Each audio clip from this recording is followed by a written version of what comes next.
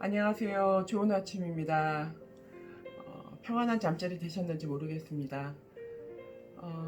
어제 모든 무거운 짐들을 내려놓고 오늘은 조금 새롭게 출발하시면 어떨까 싶어요. 사실 아침에 새로운 기분으로 일어난다고 하지만 어제 가지고 있었던 걱정과 근심을 많이 가지고 또 다시 오늘 하루를 출발하는 경우가 많거든요. 그런 면에서 오늘 이 아침에는 모든 걱정과 근심을 주님 앞에 내려놓고 또 육체적인 또 질병과 아픔과 이런 것들도 주님 앞에 내려놓고 또 하나님 앞에 새로운 소망을 가지고 시작하면 좋을 것 같습니다. 제가 잠깐 기도하겠습니다. 사랑의 하나님 아버지 감사합니다. 새로운 아침을 시작합니다. 모든 무거운 짐과 아픔과 또 못다한 미진한 일들과 또 책임감과 모든 아픔들을 주님 앞에 내려놓고 새롭게 시작합니다. 어제까지 지었던 죄가 있다면 예수 그리스도의 이름으로 또 그 보혈의 권능으로 저희들의 모든 죄악을 깨끗이 사하여 주시옵소서. 그리고 이 아침에 하나님 앞에 전심으로 나아갈 때 새 힘을 얻을 수 있도록 말씀으로 시작하는 하루 될 수 있도록 은혜 베풀어 주시옵소서. 감사드리며 모든 말씀 예수님의 이름으로 기도하였습니다. 아멘. 오늘 말씀 이사야서 3장 13절부터 4장 6절까지 말씀인데요. 전체가 조금 다 기니까 제가 13절에서 15절까지의 말씀 한번 읽을 테니까 성경이 없으신 분들은 한번 들어보시고 성경이 있으신 분들은 밑줄 치면서 한번 보시면 좋을 것 같습니다. 3장 13절부터 15절까지 읽도록 하겠습니다. 여호와께서 변론하러 일어나시며 백성들을 심판하려고 서시도다. 여호와께서 자기 백성의 장로들과 고관들을 심문하러 오시리니 포도원을 삼킨 자는 너희이며 가난한 자에게서 탈취한 물건이 너희 집에 있도다. 어찌하여 너희가 내 백성을 짓밟으며 가난한 자의 얼굴에 맷돌질을 하느냐. 주 만군의 여호와 내가 말하였느니라 하시도다. 아멘. 어제와 마찬가지로 1장, 2장, 또 3장 이렇게 진행되는 내용이 사실 이스라엘 백성들에 대한 하나님의 심판과 죄에 대한 고발들로 되어 있습니다. 오늘도 특별히 이제 두 부류의 대상에 대한 심판의 내용을 말씀하고 계신데요. 어떤 대상이냐 하면 그 첫 번째가 그 백성들의 장로와 고관들에 대한 심판입니다. 그러니까 지도자들에 대한 심판이죠. 근데 지도자인데 권력이 있고 힘이 있고 부가 있는 지도자들의 횡포에 대한 심판을 선언하고 계시다는 겁니다. 두 번째 대상이 누구냐 하면 오늘 이제 16절부터 나오는 시온의 딸들에 대한 심판이 이야기되고 있습니다. 뭐 자칫 보면 시온의 아들들은 괜찮고 시온의 딸들만 심판받냐 이렇게 좀 생각하기 쉽지만 이건 뭐 남녀를 물론하고 여기에서 대표되는 시온의 딸들이라고 하면 일반적인 여성들을 이야기하는 것이 아니라 장로와 고관들의 아내와 그 딸들을 얘기합니다. 그들이 그 아버지와 그 남편이 가지고 있는 권력과 부를 가지고 본인들이 치장하며 그것을 남용했던 것에 대한 하나님의 심판이 오늘 기록되어 있다는 겁니다. 그렇다면 그들이 이렇게 심판을 받는 이유가 뭘까요? 오늘 읽었던 앞부분의 내용처럼 가난한 자들을 약탈하고 짓밟았다는 거예요. 그래서 그것을 하나님이 어떻게 비유하냐 하면 가난한 자의 얼굴에 너희가 맷돌질을 했다고 그래요. 맷돌로 갈아버린 것처럼 그 가난한 자들의 얼굴을 갈듯이 정말 그 고통스럽게 그들을 짓밟고 약탈했다라고 이야기합니다. 그래서 그 약탈한 물건이 어떻게 너희 집에 있을 수 있느냐 라고 하면서 하나님께서 이들에게 분노하는 모습을 보여주고 계시죠. 또 그렇다면 그 시온의 딸들의 죄는 뭐냐 하면 그 남편과 또 혹은 아버지가 가지고 있는 부와 권력을 이용해서 자기의 몸을 치장하고 사치하고 교만하고 어기적거리고 걸으면서 음란한 행동을 하고 이런 것을 통하여서 하나님 보실 때 온전하지 못한 죄악된 모습을 보였다는 겁니다. 그것으로 인하여서 결과적으로는 그 시온의 성읍이 슬피 울게 되고 곡하게 될 것이며 또 하나님께서 이들에게 그 아름답게 자기들 딴에는 아름답게 치장했다고 하는 것들에 대하여서 반대되는, 그래서 너희가 노끈을 대신 허리띠를 띠게 되고, 향수를 뿌렸다면 너희 몸에서 썩은 냄새가 날 것이고, 머리를 화려하게 치장하고 자랑했다면 이제 그 너희 머리가 다 빠져서 대머리가 될 것이고, 이런 어떤 심판의 내용들, 그러니까 본인들이 추구하던 것에 정반대되는 것들, 너희가 수치를 받게 되고 너희가 어려움을 당하게 될 것이다. 이 시온은 황폐하게 될 것이다. 이런 내용이 담겨 있는 게 3분의 2의 전반부의 내용입니다. 감사하게도 사실 그 이후에 하나님께서는 이제 4장 2절서부터 여호와의 싹이 날 것이다 라고 하면서 그렇게 심판을 받고 난 다음에 그럼에도 불구하고 내가 너희를 회복시킬 것이다. 그래서 땅의 소산이 아름답게 생성되게 될 것이고 또 너희의 이름이 다시 거룩하게 여겨지는 일들을 허락하겠다라고 하는 하나님의 축복의 말씀이 담겨져 있습니다. 4장 4절에 보면 이런 얘기가 나와요. 이는 주께서 심판하는 영과 소멸하는 영으로 시온의 딸들의 더러움을 씻기시며 예루살렘의 패를 그 중에서 청결하게 하실 때가 됨이라. 그런데 여기에 나와 있는 심판의 영과 소멸의 영이라는 이야기가 나오죠. 근데 이 심판의 영이 하는 일은 사실은 더러움을 씻는 거라는 거예요. 시온의 딸들의 더러움을 씻기 위하여서 그 심판과 소멸의 영이 있다는 겁니다. 그래서 이 소멸의 영이라고 한다면 새로운 창조를 할 수 있는 기반이 된다는 거죠. 결국에는 소멸됐기 때문에 무언가 새롭게 시작할 수 있는 그런 기반이 된다는 겁니다.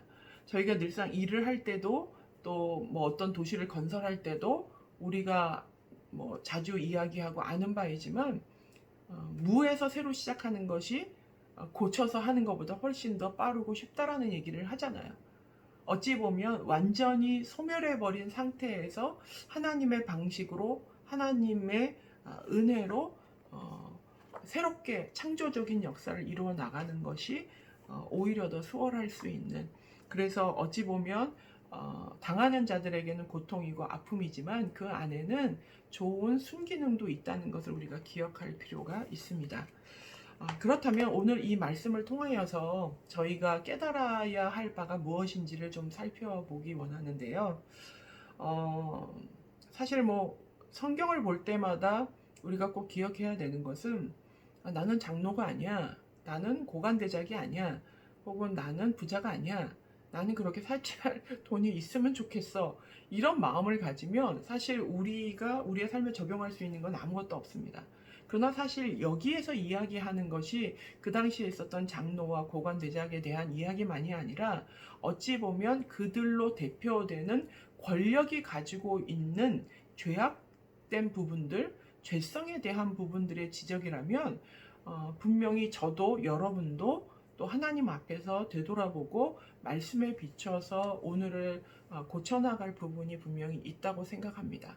그래서 오늘 그 부분을 좀 함께 나누려고 하는데요. 먼저 이런 부분을 생각해 보면 좋을 것 같아요. 오늘 나는 어떤 영역에서 권력자인가? 그냥 단편적으로 생각하면 사실 내가 무슨 권력자야 라고 생각할 수 있어요. 근데 사실은 면면히 살펴보면 그렇지도 않다는 겁니다.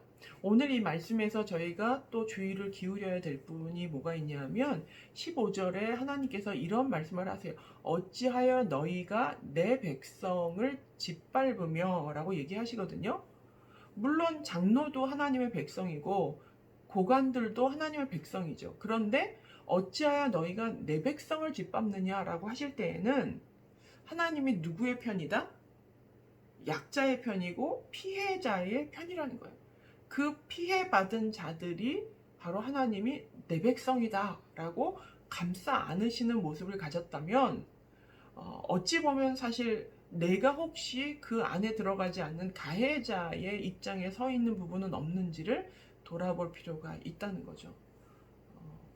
어떤 영역에서 우리가 권력자가 될 수 있을까요?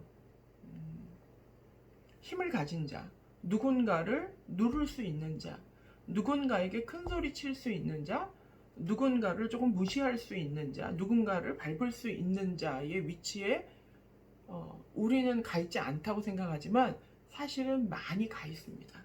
그리고 실제로 많이 그렇게 하고 있다는 거예요. 오늘 이제 이 첫 부분에 이야기했던 고관들에 대한 것과 시온의 딸들에 대한 내용이 권력에 대한 그 오용의 양상이 조금 다릅니다. 그러니까 첫 번째에 나와 있는 장로와 고관들이 가난한 자를 약탈하고 그들의 것을 탈취하고 그들을 고통스럽게 만들었다고 한다면 그것은 아마도 권력을 강제하는, 권력을 휘두르는 자의 모습일 거예요. 그리고 두 번째 나와 있는 시온의 딸들의 모습은 권력의 남용이죠. 불로소득으로 얻은 것에 대하여서 그것을 하나님 앞에 온전한 방법으로 활용하지 않은 것에 대한 죄악의 모습, 조금 양상이 다를 수 있습니다. 이런 다른 두 가지의 모습을 통하여서 오늘 나의 삶에서 이 말씀이 어떻게 적용하면 좋을지를 돌아보면 오늘 내가 조금 변화받을 수 있는 기회가 되지 않을까 싶습니다. 그렇다면 나는 어느 영역에서 권력자인가? 저는 부모도 권력자일 수 있다고 생각합니다. 요즘 아동학대 문제가 많이 나오죠. 왜 그렇죠? 아이들은 약하잖아요. 돈도 하나도 없고 도망갈 수도 없고 세상 천지 아는 사람도 없죠. 그런 면에서 부모는 권력자예요. 물론 아동을 학대하는 그런 모습을 가지지 않았다 하더라도 아이들을 충분히 억울하게 할 수 있고 아이들을 슬프게 할 수 있고 그들에게 좋은 영향력이 아니라 나쁜 힘을 강제할 수도 있다는 거예요. 부모도 그런 역할을 할 수 있고 또한 상사도 마찬가지입니다. 여러분들이 모두 말단 직원은 아니잖아요. 누군가 나의 후배, 나의 어떤 부하 직원 이런 사람들이 있다면 그들에게 여러분은 권력자라는 겁니다. 또한 만약에 아이들에 대하여서 힘이 있는 어른이라면 힘이 약한 여자에 비하여서 건장한 남자라면 또 세입자에 비하여서 내가 집주인이라면 어때요? 충분히 권력자가 될 수 있습니다. 그들에게 소리치고 그들의 형편이 아니라 나의 이익만을 위하여서 내가 힘을 발휘할 수 있다는 거예요. 때로는 거짓말을 하기도 하고 때로는 윽박지르기도 하고 협박하기도 하죠.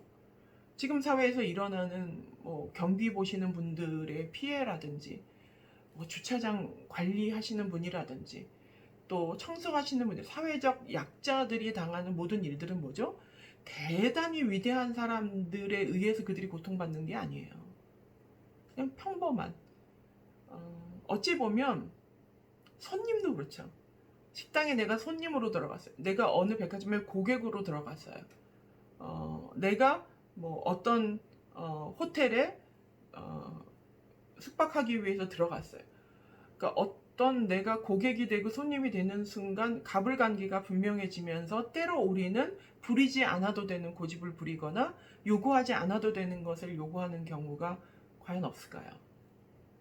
약자들에 대한 우리의 태도, 내가 휘두르고 있는 것은 없을까요? 저도 이제 8년 동안 직장에서 이렇게 사목생활을 할 때 보면 여전히도 말을 곱게 하지만 때로는 상사들이 개인적인 사적인 일을 시키거나 또 때로는 부하 직원들을 골탕 먹이거나 그들의 업적들을 가로채거나 하는 일들을 굉장히 많이 봤습니다. 저는 마찬가지라고 생각을 해요. 우리 오늘을 살아가면서 내가 서 있는 부모라는 위치, 어른이라는 위치, 내가 누군가보다 돈이 많다면, 누군가보다 직급이 높다면, 누군가보다 내가 집을 가지고 있고 때로는 내가 누군가의 고객이 되어서 내가 무언가를 주장할 수 있는 자리에 갈 때에 내가 그들을 억울하게 하거나 그들을 짓밟거나 그들을 고통스럽게 하는 일이 없는지를 돌아볼 필요가 있다는 겁니다. 두 번째는 아까 말씀드렸던 시온의 딸들처럼 행하는 권력을 남용하는 거예요.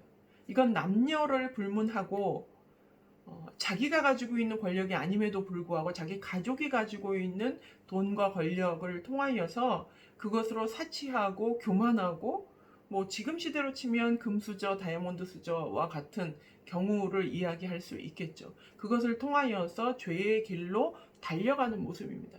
가지고 있는 힘이나 돈이나 이런 것을 가지고 하나님을 섬기고 또 내 마음을 정결하게 하고 또 그 돈으로 선을 행하고 어려운 사람을 돕고 또 내면을 다지는 일을 하는 것이 아니라 가진 것을 남용하고 또 그 돈으로 사치하고 또 그 사치하고 아름답게 꾸민 것으로 음란히 행하고 결국에는 하나님이 싫어하는 것들로 가고 있다면 과연 내가 가지고 있는, 내가 소유하고 있는 것이 무슨 의미가 있냐는 거죠. 나의 소유가 곧 심판의 대상이 돼요. 나의 소유가 나를 심판의 대상이 되도록 만들어요.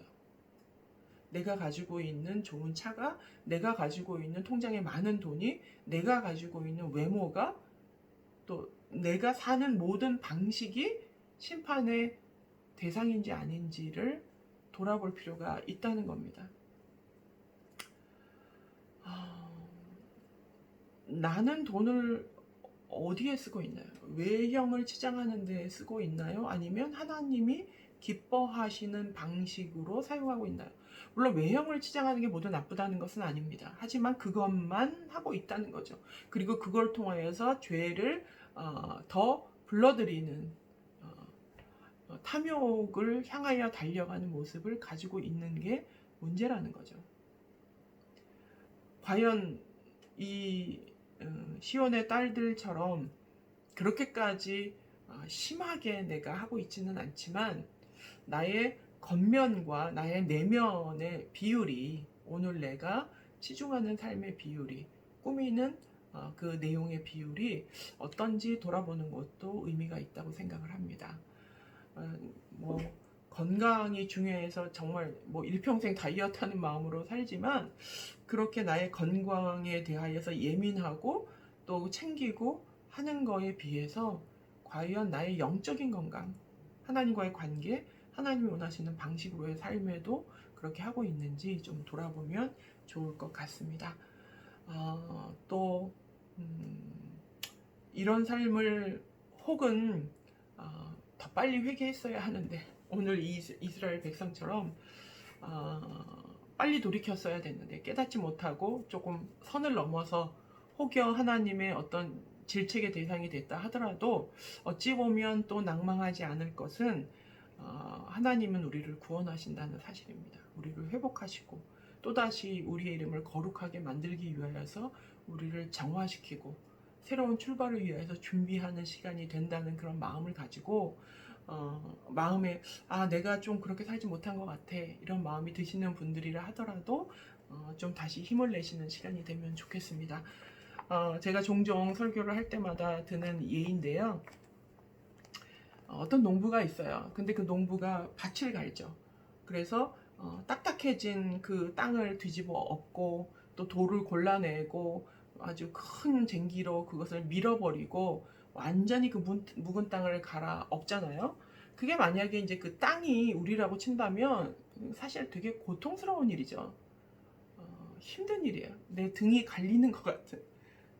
근데 곰곰이 생각해 보세요. 농부가 씨 뿌리지 않을 땅을 뒤집어 엎는 법은 없어요. 그러니까 씨도 뿌리지 않을 건데 힘에 겹게 쟁기질을 하고 돌을 골라내는 농부가 어디 있겠어요.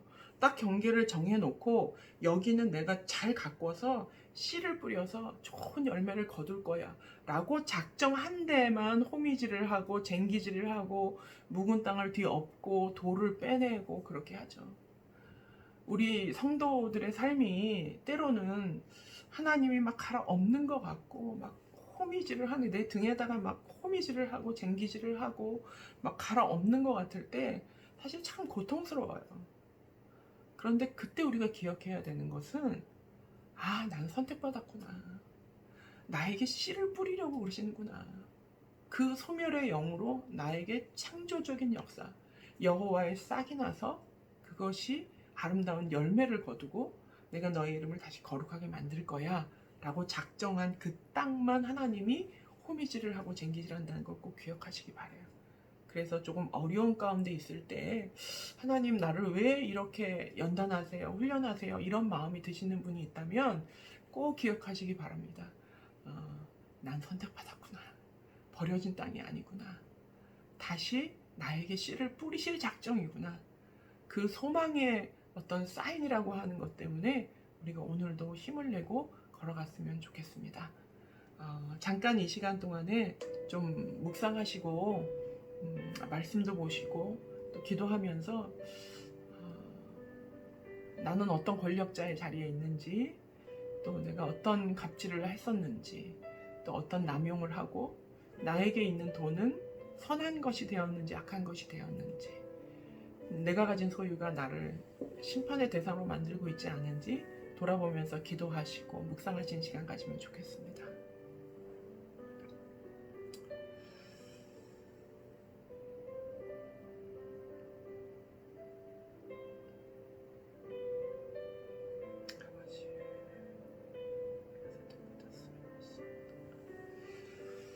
선택하지 않는 땅을 가르고 부수시는 법은 없음을 믿습니다.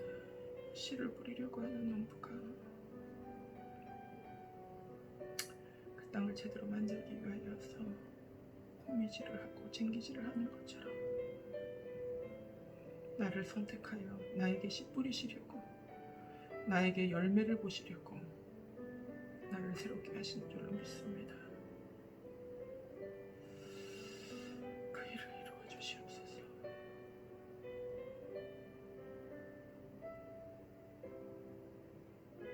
내가 가진 소유가 나를 망치게 하는지, 나로 심판의 대상이 되게 하는지 돌아보게 해주시옵소서.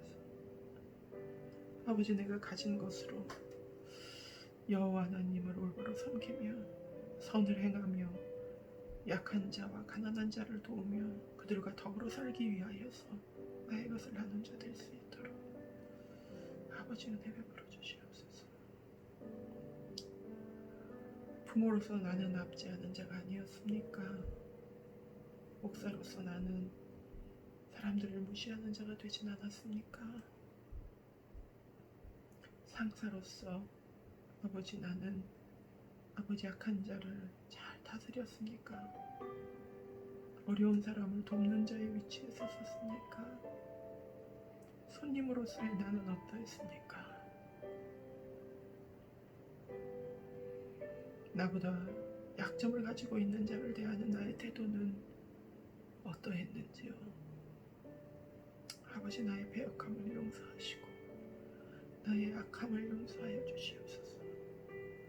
예수 그리스도의 보혈로 내 마음의 모든 중심에서부터 예수의 피로 씻어 주시옵소서.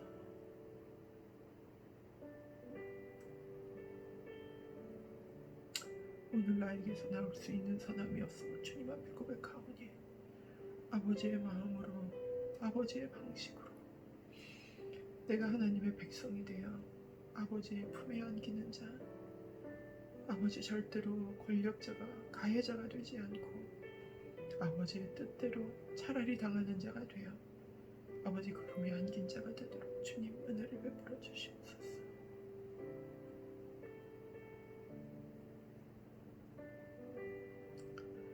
아버지,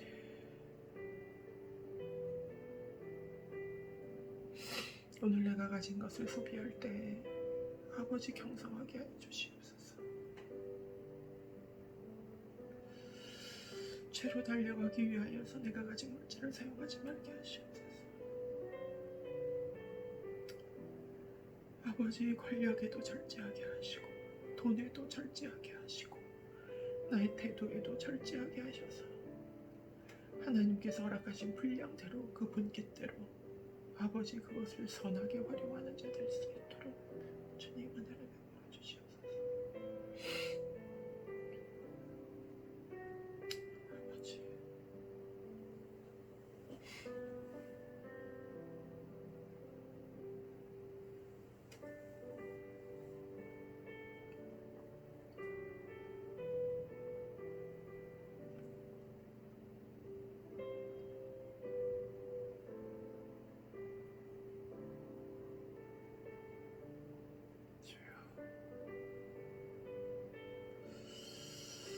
아버지,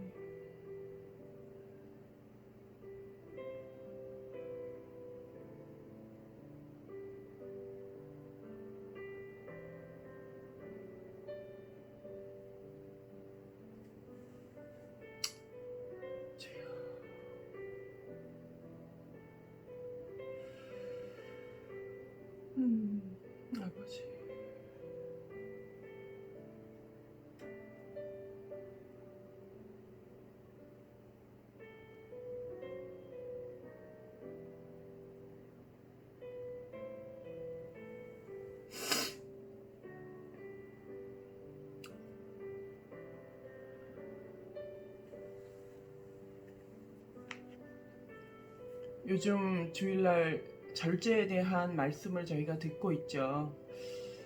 오늘 이 말씀을 통해 내가 가지고 있는 권력이라고 표현하기도 못할 것 같지만 작은 것이라 하더라도 내가 가지고 있는 힘의 절제, 권력의 절제, 돈의 절제, 태도의 절제, 이런 것을 통하여서 조금 더 하나님의 방식으로 사는 법에 다가가기를 바랍니다. 기도하겠습니다. 사랑의 하나님 아버지, 오늘도 주님 앞에 올바로 서서 한 걸음 한 걸음을 내딛기를 원합니다. 입술로 고백할 때 그것을 실천할 수 있을 줄로 믿습니다. 하나님 아버지, 오늘 나에게 주신 권력이 있다면, 오늘 나에게 주신 소유가 있다면 하나님 아버지 그것을 절제하게 하셔서 하나님 앞에 심판의 대상이 되지 말고 하나님의 백성의 품에 설 수 있는 아버지 그런 자가 되도록 은혜를 베풀어 주시옵소서. 내가 부모라면 자녀를 압제하지 아니하고, 내가 상사라면 부하 직원을 함부로 다루지 아니하고, 아버지 내가 손님이라면 주인을 무시하지 아니하고, 내가 조금이라도 우위에 있을 때 언성을 높이거나 아버지 분노하지 아니하고, 아버지 공의롭게 행하고 사람들을 따뜻하게 대하며 내가 가지고 있는 소유가 나로 하여금 심판의 대상이 되도록 만드는 악한 소유가 아니라 하나님의 뜻대로 그것을 베풀며 나누며 흘려보내는 좋은 소유가 될 수 있도록, 좋은 힘과 권력이 될 수 있도록 하나님 아버지 저희를 움직여 주시옵소서. 이제까지 그리하지 못한 것이 있다면 주님 용서하여 주시옵시고, 아버지 오늘 이 첫 시간에 이 말씀을 들은 대로 그 뜻대로 아버지 내가 가지고 있는 것에 감사하며 하나님 앞에 그것을 다른 사람을 위하여 사용하는 선용하는 자 될 수 있도록 은혜 베풀어 주시옵소서. 감사드리며 모든 말씀 예수님의 이름으로 기도하였습니다. 아멘. 오늘도 힘내시기 바랍니다. 감사합니다.